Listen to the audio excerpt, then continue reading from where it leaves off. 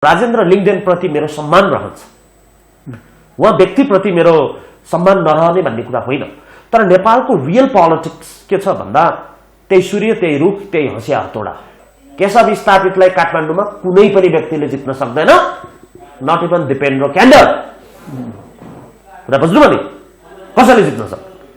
राजा हो भने पूर्व राजा मौसुफ ज्ञानेन्द्र आएर यस कारण म राज संस्था होइन, म राजा भएर डिक्टेटोरियल डेमोक्रेसी बरु म प्रजातन्त्र दिन्छु, तर म एकपटक चलाउन चाहन्छु नेपाल भन्नुपर्छ। अनि बल्ल निस्किन्छ नि यो बन्द गरेर बाहिर। पब्लिक इनोभेटर इन्जिनियर दिपेन्द्र कौडेलज्यू, नागरिक अनलाइन टिभीमा फेरि स्वागत गर्ने अवसर मिलेको छ। हार्दिक स्वागत छ तपाईँलाई। Thank you so much.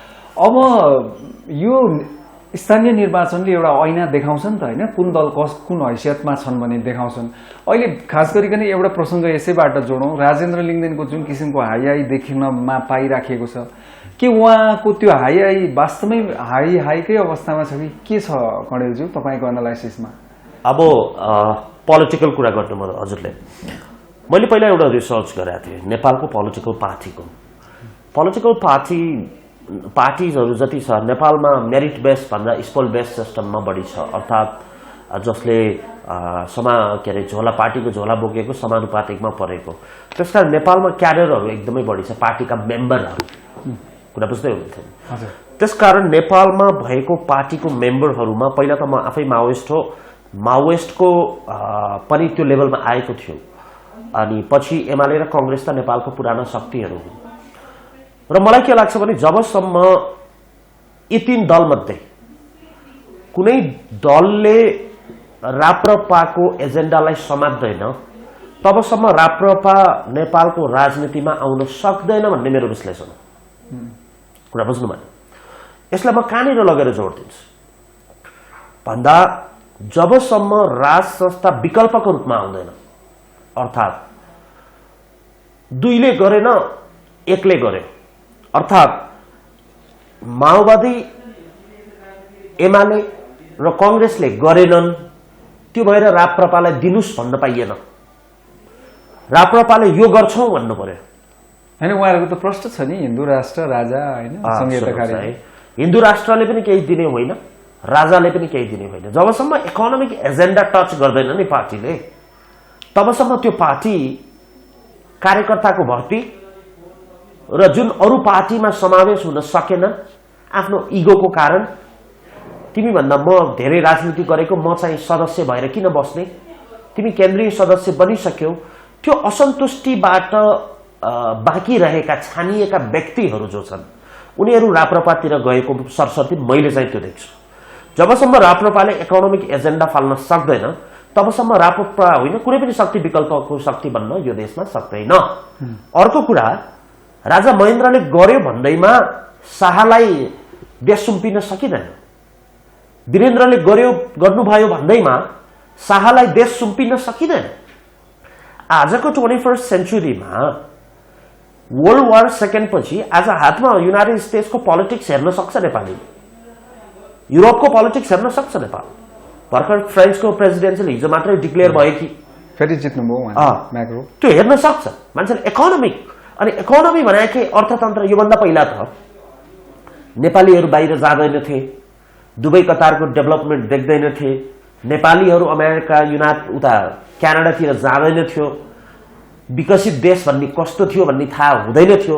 अर्थात् म 2005 मा पहिलो पटक इन्टरनेसनल प्लेन चढेको, त्योभन्दा पहिला मैले विदेश देखेकै थिएन एक्सेप्ट इन्डिया। ट्रेनमा बाहेक म इन्टरनेसनल प्लेन चढेकै थिएन भने यो अहिले 20-25 वर्षको माहौल जो आएको छ, अब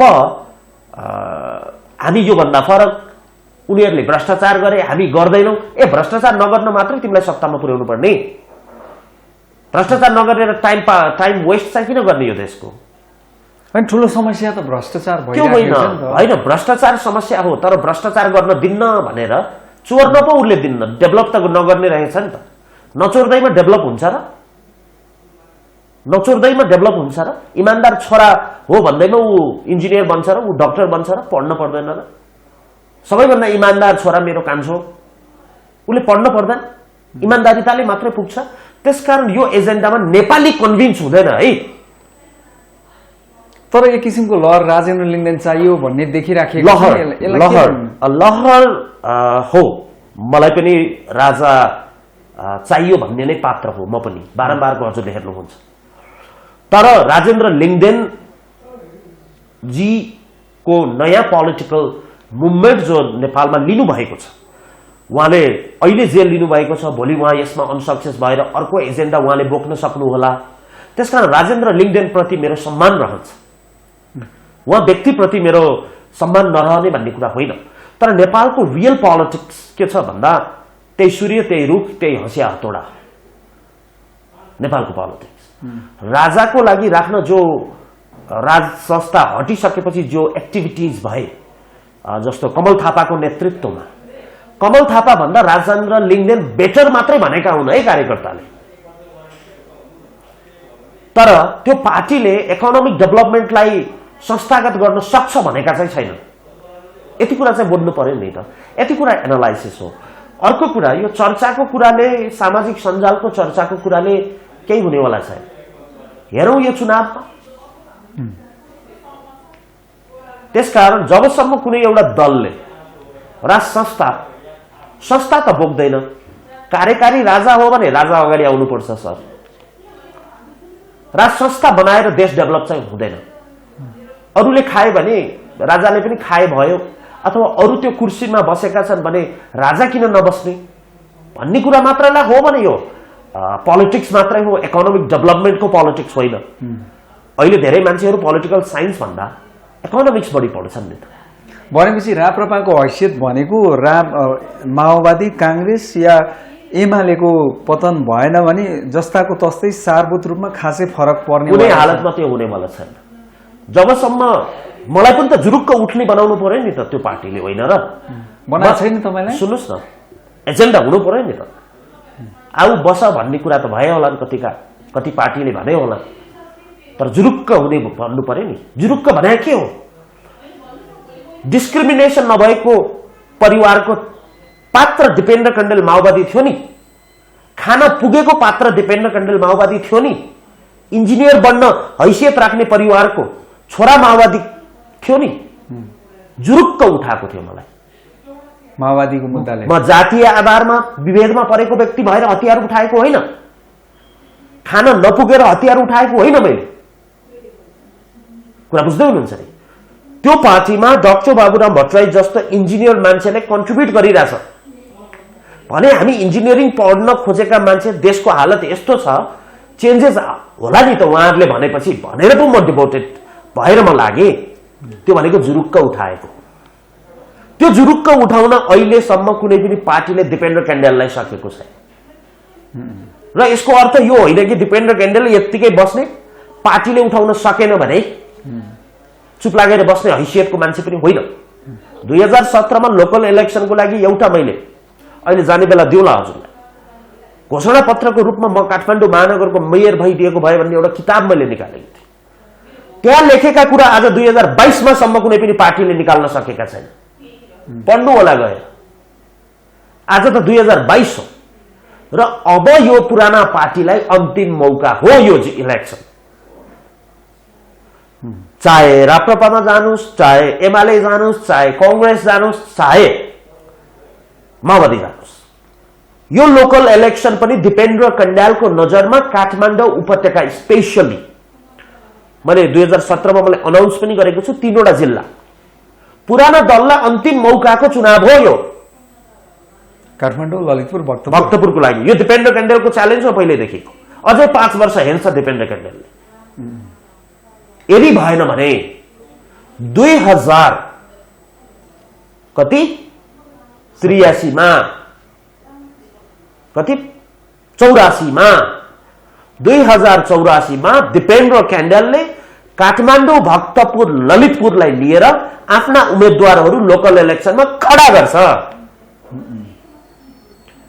योभन्दा पहिला पनि मलाई चुनाव लड्ने कुराहरू आएका थिए, अहिले पनि आएका छन्। होइन, म अझै पढ्छु, पढ्नुपर्ने कुरा।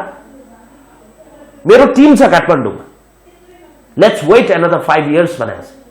अब यही प्रसङ्गमा जोडाउन, जस्तो अहिले काठमाडौँकै तपाईँले प्रसङ्ग झिक्नुभयो, देशको महानगर मध्येको पनि सबैभन्दा ठुलो महानगर भनौँ काठमाडौँ महानगर जहाँ छ त्यहाँ मेयरको प्रतिस्पर्धामा जो पात्रहरू देखिराख्नु भएको छ नि तपाईको चाहिँ स्वतन्त्रको रूपमा र्यापर आउनु भएको छ उहाँ चाहिँ इन्जिनियर पनि हुनुहुन्छ तपाईँ जस्तै बलेन शाह भन्ने यसै गरिकन एमाले फेरि केशव स्थापितलाई उठाएको छ कांग्रेस गठबन्धनबाट चाहिँ प्रकाशमान सिंहकी श्रीमती उहाँ आफै नेत्री पनि हुनुहुन्छ सृजना सिंहलाई उठाएको अवस्था छ के छ रोचक छ काठमाडौँको प्रतिस्पर्धा कि कुनै प्रक्षेपण छ कसले जित्छ भनेर तपाईँ भन्न सक्नुहुन्छ मैले सबै एनालाइसिसहरू यो पोलिटिकल एनालाइसिस अलिक मिल्दैन किनभने पिपलको साइकोलोजीसँग जोडिएको हुन्छ जुन साइकोलोजीको रिसर्च मैले आज गर्छु भोलि चेन्ज हुन सक्छ तर आजको डेटको एनालाइसिस खोज्नुहुन्छ भने आजको डेटमा काठमाडौँको मैले तीनवटा हेर्दाखेरि अहिले सबैभन्दा बढी चर्चित हजुरले भन्नुभयो काठमाडौँ महानगरपालिका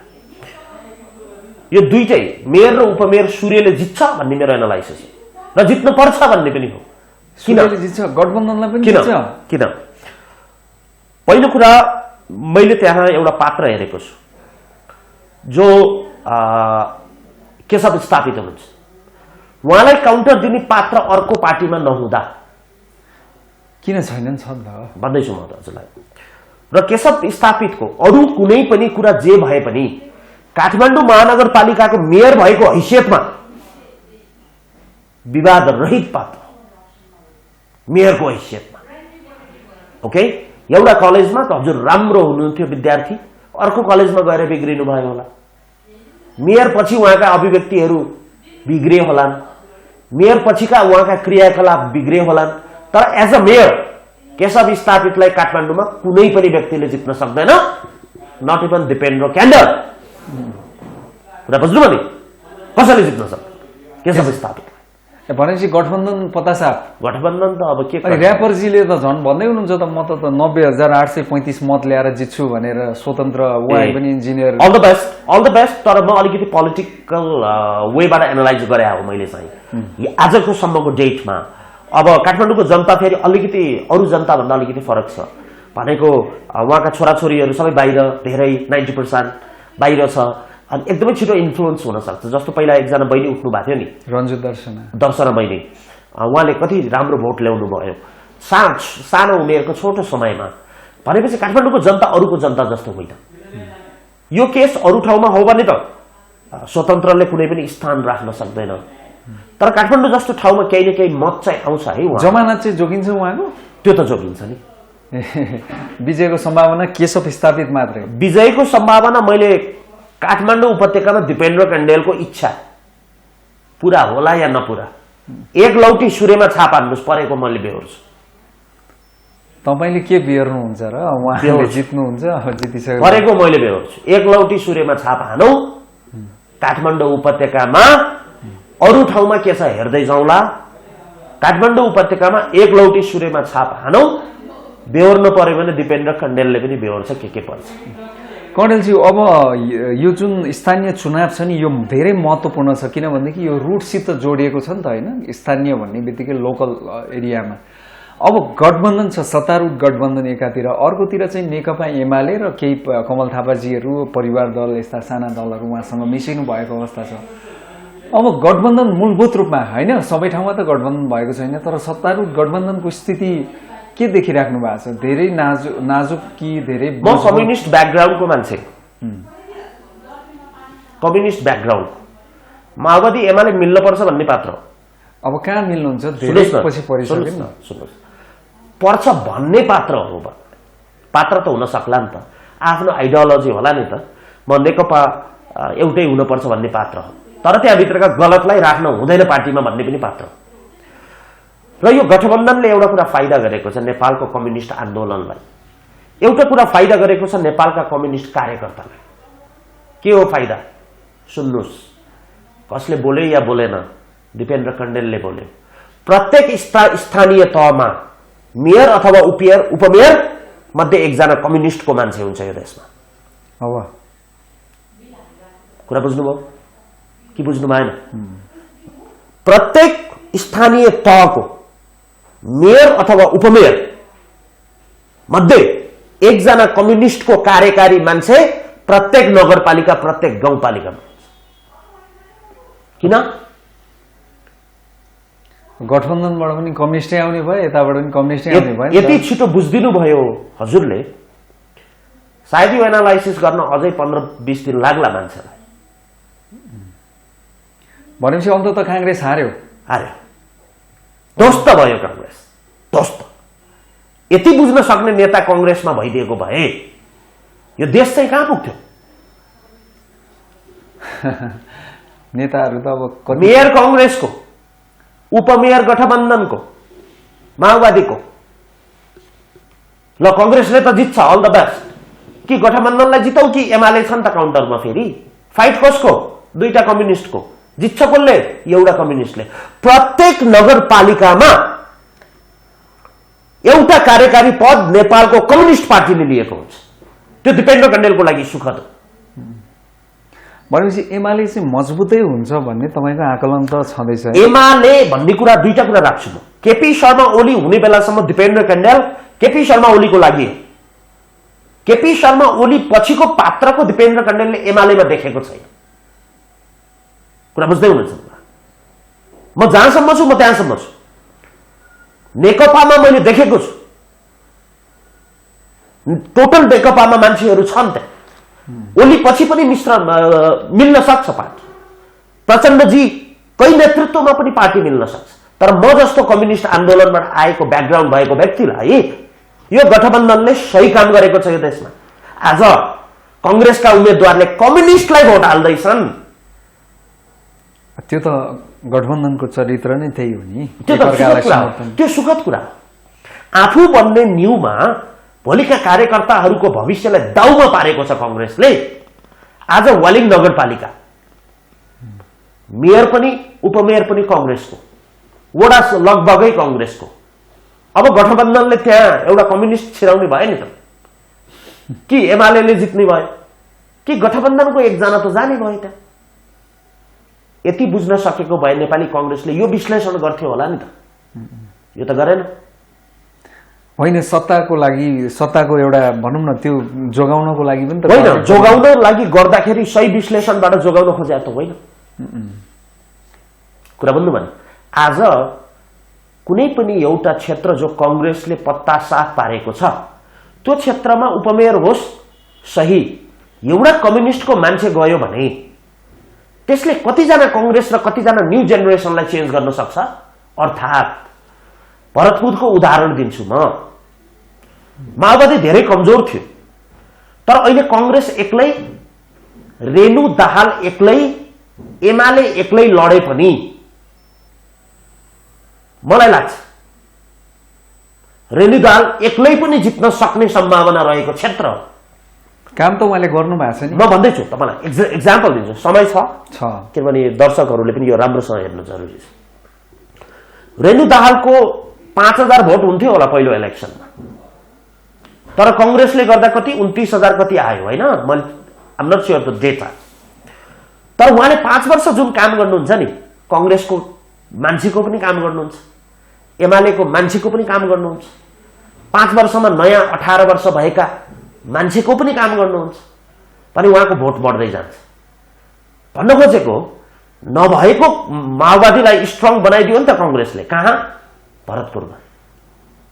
उपमेयर नै सही, प्रत्येक ठाउँमा कम्युनिस्टलाई स्ट्रङ बनाउँदैछ नेपाली कांग्रेसले। अचम्म लाग्छ मलाई। भनेपछि भरतपुरमा रेणु दाहालजी उठ्नु भयो भने उहाँको जित सुनिश्चित छ। अब अर्को इम्पोर्टेन्ट कुरा पनि, भ्याली बाहिर नजाउँ, त्यहाँको होइन त्यो पनि अत्यन्त चर्चामा रहेको क्षेत्र। भ्याली बाहिर नजाउँ। तर मैले भन्न खोजेको रेणु दाहाल पहिला भन्दा धेरै स्ट्रङ क्यान्डिडेट हो।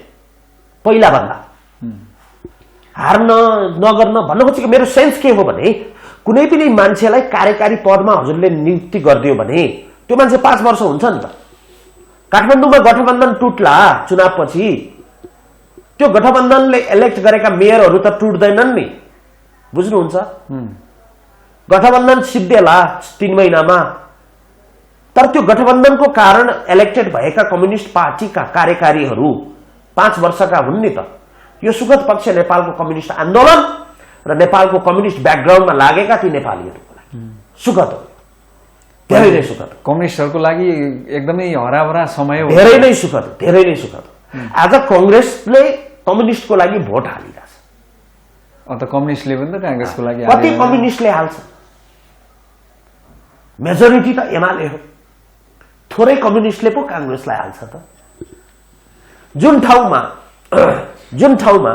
कांग्रेसले जित्छ त्यहाँ थोरै भोट कम्युनिस्टको हुन्छ, जुन ठाउँमा कम्युनिस्टले जित्छ त्यहाँ धेरै भोट कसले हालेको हुन्छ? कांग्रेसले। यति मान्नुहुन्छ म्याथमेटिकल एनालाइसिस दिपेन्द्र क्यान्डेलको स्टाइलमा? मान्नुहुन्छ? एकदमै। रेणु दाहालको भोट भन्दा कांग्रेसकै भोट बढी थियो नि त। त्यही भएर कसले बढी दिँदो रहेछ भन्दा कांग्रेसले बढी दिँदो रहेछ भोट। हजुर। अनि यसले के गरायो? कम्युनिस्ट आन्दोलनप्रति मान्छेलाई एट्र्याक्सन भयो। भनेपछि यहाँले जुन एनालाइसिस गर्नुभयो कांग्रेस, कम्युनिस्ट या एमाले, अरू दलको भनौँ न एउटा वैकल्पिक शक्तिको खाँचो त छ नि नेपालमा कि छैन?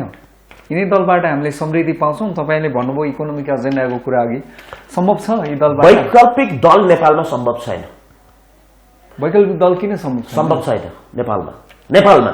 तर काठमाडौँ उपत्यकाको कुरा गर्नुहुन्छ भने वैकल्पिक पार्टी काठमाडौँ उपत्यकाले एडजस्ट चाहिँ गर्न सक्छ, अरू चाहिँ मैले भन्दिनँ।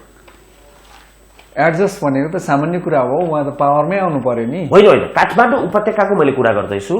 काठमाडौँ उपत्यकामा वैकल्पिक पार्टी आउन सक्छ यो देशमा, तर होल नेपालमा सक्दैन। किन सक्दैन? डाक्टर बाबुराम भट्टराईलाई सोध्नुहोस् न। होइन, उहाँले सक्नु भएन त अर्कोले सक्छ नि। साझा विवेकशील रविन्द्र मिश्रलाई सोध्नु न, कोसिस गरिराख्नु भएको छ। अर्को मान्छे खोज्नुहोस् न। स्वागत नेपालजीहरू जसले आइराख्नु भएको सक्छ छ भन्ने मान्छे खोज्नुहोस्, उहाँले के सक्नुभयो आजसम्म। अनि स्वागत नेपालजीहरू पनि त एजेन्डा लिएर आइराख्नु। एजेन्डा त सबैसँग छ। एजेन्डा मोहन वैद्यसँग एजेन्डा छ, उहाँ कार्यकारी पदमा बसेर आजसम्म देशको एउटा सिमको भाँच्नु भएको छैन। के राजनीति गर्नुभयो मोहन वैद्यजीले? गणतन्त्र यही वाक्क भइसक्यो जनतालाई। त्यसकारण यो पोलिटिकल एजेन्डाहरू मात्र बोकेको पात्रहरू भएको कारणले गर्दा जनता अलिकति सुसज्जित भइसकेका छन्। त्यसकारण it is not possible. Development हो भने पुरानै दलबाट भनेको छ नेपालको। तर काठमाडौँ उपत्यकामा दिपेन्द्र क्यान्डेलको एजेन्डामा नयाँ पार्टी काठमाडौँ उपत्यकामा खोल्न चाहिँ सकिन्छ। त्यो प्रयास दिपेन्द्र क्यान्डेलले अबको 5 वर्षमा गर्न पनि सक्छ। 2084 को कुरा गर्दैछ, यो कुरा लेखेर राख्नु होला। 2084 को मेयर तपाईँ नै हो त म काठमाडौँ? काठमाडौँको मेयर होइन, तर पार्टीको परिकल्पना हो। काठमाडौँमा मैले चुनाव लड्ने होइन, लडाउने हो। कुरा बुझ्नु भने इच एन्ड एभ्री वडामा दिपेन्द्र क्यान्डेलका उम्मेद्वार हुन सक्छ। तपाईँ पनि राज संस्थावादी हो क्या? नेपालमा राजा चाहिन्छ भन्ने व्यक्तित्व हो नि तपाईँ? राज संस्थावादी होइन, राजावादी हो। राजावादी हो तपाईँ। अनि किन जानुहुन्न लिङ्गदेन? उहाँ राजावादी होइन, उहाँ राज संस्थावादी हो। लिङ्गदेनजी कहाँ किन जानुहुन्न? ज्ञानेन्द्रशाहीहरू गए त, तपाईँ पनि जानुहोस्। उहाँहरू राज संस्थावादी हो, म राजावादी। फरक छ त्यसमा। राजा भनेको डिक्टेटोरियल मोनार्की बनाएको छ दिपेन्द्र क्यान्डेलले, कार्यकारी। त्यस्तो राजा चाहियो? Absolute monarchy. महेन्द्रको डेभलपमेन्ट चाहिन्छ हामीलाई। होइन, तपाईँ कस्तो कम्युनिस्ट हो? सुन्नुहोस्, कम्युनिस्टका दुईटा अर्थ हुन्छ। बिना राजा पनि कम्युनिस्टको नेचर राख्न सकिन्छ। महेन्द्र आफैमा एउटा कम्युनिस्ट लिडर हो, भलै उहाँ राज संस्थाको मान्छे हो। प्रत्येक राजाहरू कम्युनिस्ट हुन् विश्वका। दिपेन्द्र क्यान्डेलले बोल्नु सामन्त भनिन्छ नि, तर उहाँ नो, डिक्टेटोरियल डेमोक्रेसी। पछि डिक्टेटोरियल डेमोक्रेसीमा जानुभयो उहाँ। त्यो भनेको प्रजातन्त्र। कुरा बुझ्नुभयो? त्यो प्रजातन्त्र भनेको वीरेन्द्रले दिए जस्तो 46 सालको कुरा बुझ्नु भने। त्यसकारण डिक्टेटोरियल डेमोक्रेसीमा दिपेन्द्र क्यान्डेलको इच्छा राज संस्थावादी होइन। राजालाई ल्याएर कुर्सीमा राखेर दिपेन्द्र क्यान्डेलले पाउँछ चाहिँ के, र मेरा जनताले पाउँछ के, मेरो छोराले पाउँछ के। त्यही भएर तपाईँ उहाँहरूसँग उहाँहरूसँग मिल्ने त कुरै आउँदैन नि सर। होइन, एजेन्डा मिल्दाखेरि एउटा एजेन्डा उहाँहरूको अब मिल्ला। एजेन्डा त उहाँहरू फेलर भइसक्यो नि। मान्छेलाई राजनीति प्रयोग गर्नको लागि होइन के। हिजो राजा भन्ने आज राजा चाहिँदैन भन्ने पार्टी, हिजो राजाको लागि डिक्टेटोरियल काम गर्ने, पार्लियामेन्ट डिजल्भ गर्दाखेरि कमल थापाजी हो कि होइन? आज राजा चाहिँदैन भन्ने पोलिटिकल्ली फेलर व्यक्तिहरू हो। कति सिट लिएर आउनुहुन्छ उहाँले एक्लै लडेर? ल हेरौँ हामी। कसले? कमल थापाले? यस। कि राजेन्द्र लिङ्गदेनले? कमल थापाजीको कुरा गर्दैछु। राजेन्द्रजी व्यक्तिगत रूपमा उहाँलाई टेस्ट गर्ने टाइम भएको छैन, तर एजेन्डाको रूपमा यो एजेन्डा नेपाली जनताले स्वीकार्दैन। जनता भनेको कति हो? मास हो, 2-4वटा मिडिया के अरे भिड जम्मा गरेर फेसबुकमा हालेको मास हो जनता भनेको? कतिजना इन्जिनियर छन्, कतिजना डाक्टर छन् त्यो एजेन्डामा? देखाउनुहोस् मलाई। बहुसंख्यक जनता भए त भइगयो नि, इन्जिनियर र डाक्टर म भन्दैछु तपाईहरु, बहुसंख्यक जनता भयो भने हुन्छ, तर पढेका मान्छेहरू पनि चाहिन्छन्। कुरा बुझ्नु भने सबै पार्टीमा छ इन्जिनियर्सहरू, सबै पार्टीमा डाक्टर्सहरू छ, तर पनि डेभलपमेन्टमा किन मिलिरहेको छैन भन्ने कन्सर्न छ। तर यो चर्चित कारणले हुँदैन, एजेन्डा गलत छ। राज संस्था नेपाली जनताले मान्दैन, संस्था मात्रै। राजा हो भने पूर्व राजा मौसुफ ज्ञानेन्द्र आएर यस कारण म राज संस्था होइन, म राजा भएर डिक्टेटोरियल डेमोक्रेसी बरु म प्रजातन्त्र दिन्छु, तर म एकपटक चलाउन चाहन्छु नेपाल भन्नुपर्छ। अनि बल्ल निस्किन्छ नि यो बन्द गरेर बाहिर।